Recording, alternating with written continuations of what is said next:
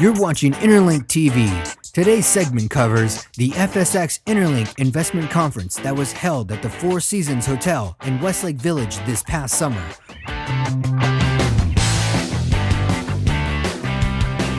But if you didn't go, here's what attendees say you missed. I think the biggest benefit for us has been access to people with capital, plus the ability to interact with people who have other ideas, business development opportunities. It's intellectual stimulation on one side, and of course, it helps you to evaluate business opportunities much better than you would do on your own. Jeff Hewitt, president of AmeriCare Clinical Technologies, says the three-day conference really helped his company's offering. Well, I think you're really missing out on an opportunity to have those networking moments, those moments where you can get a broader perspective of your business and ways that you can work with others, if you will, almost social capitalism.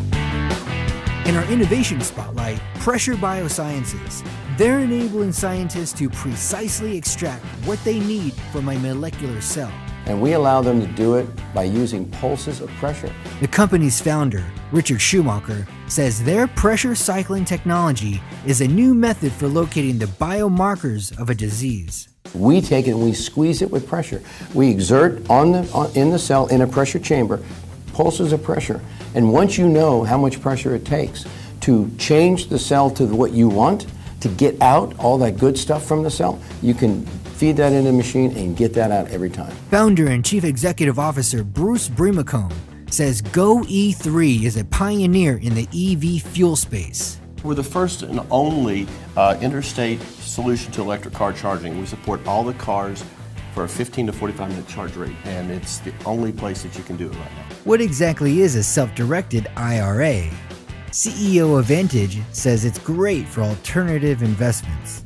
One of the most common forms in today's market has been through private lending through notes. So you could go out there and lend somebody money on, let's say, a primary residence or some form of real estate, secure that loan with a deed of that property, and ultimately be the bank. One of the architects of the Jobs Act, David Wield, and his company IssueWorks are on the front lines increasing entrepreneurship in the U.S. So if we can make it easier for companies to get public and access capital, they will create jobs.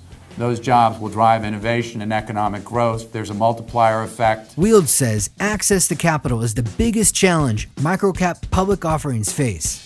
At the next FSXinterlinked conference in Tucson, Wield says his keynote speech is something entrepreneurs and investors don't want to miss. Opportunities for entrepreneurs, guys that are trying to access capital markets, what does that mean to them? We're going to kind of address that stuff because I think it's absolutely critical, Michael, for the investment banks. At the end of the day, you have to understand where these markets are headed to be able to put them to work.